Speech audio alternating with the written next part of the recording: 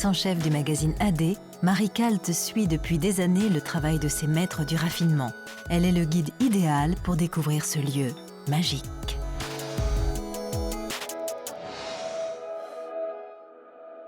Ils sont 12 décorateurs exceptionnels.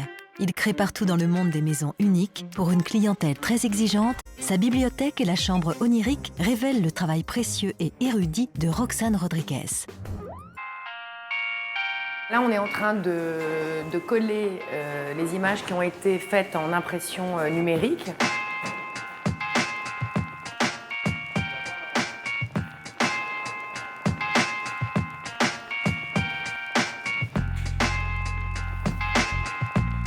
Cette photo, si on la regarde, elle fait 30 cm, on va dire. Et il faut qu'à la finale, elle fasse 3 mètres. Donc, on multiplie par pratiquement 100. Ensuite, on a travaillé à l'ancienne, quand les papiers peints étaient faits à la main au XVIe siècle. Il fallait que les laits ils arrivent. Les gars, ils posaient les laits avec des punaises. Vous voyez, regardez là. Vous voyez?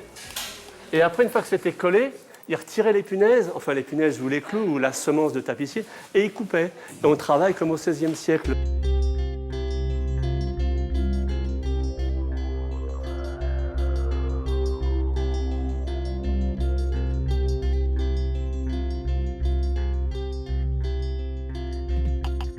Bonjour Marie. Bonjour Roxane. Est-ce que tu peux nous parler un peu de cet endroit que tu as imaginé et de cette bibliothèque, puisque apparemment nous sommes dans une bibliothèque à la fois réelle et virtuelle. Je crois que c'est ce que tu as voulu raconter. L'idée, c'était de faire une passerelle entre les anciens et une nouvelle façon de consulter des ouvrages.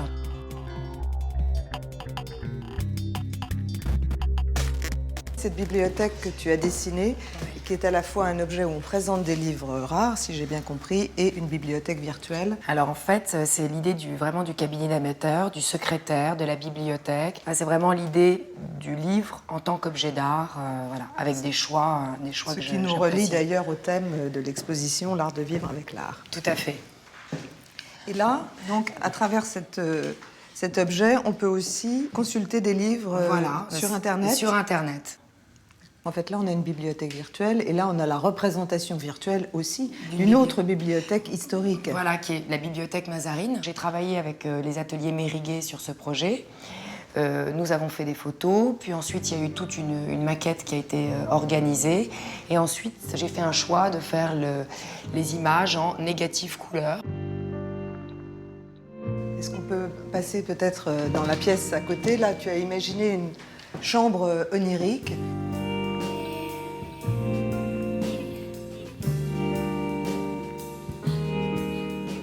Je suis partie d'une des photos que j'avais moi-même faites en mer et j'ai voulu la grossir pour arriver à avoir toutes ces teintes de sfumato.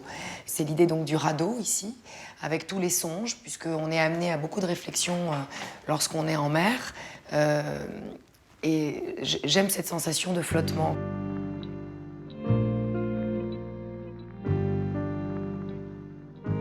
Est-ce qu'on peut parler aussi du travail qui a été fait avec les artisans? Parce que si j'ai bien compris, ce lit a été fait sur mesure, le dessus de lit a été brodé spécialement. C'est un lit que j'ai dessiné, qui a été fabriqué là pour le coup dans les ateliers de mon père, voilà.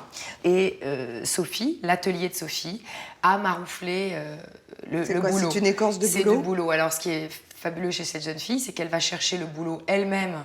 Elle est très jeune, donc en plus c'était aussi une façon de faire une passerelle à une relève de l'artisanat. Et elle va chercher le boulot, elle le passe à la Dremel, donc elle doit tout poncer, elle l'applique, elle l'encolle. Le dessus de lit, en fait, j'ai choisi une couleur un peu dure comme ça, un peu métallique pour la vibration. C'est un drap de laine, c'est d'une très grande sobriété, il n'y a pas de... c'est pas un tissu soyeux. Et ça, c'est rebrodé? Et ça, c'est rebrodé par Holland & Cherry, et le tissu aussi est d'Holland & Cherry. Et puis donc ici, j'ai pris un lustre de la galerie Stennis, un cristal de roche de 1740, pour un clin d'œil aussi sur les siècles des Lumières, qui est aussi une allusion à la bibliothèque de la pièce d'à côté. Exactement.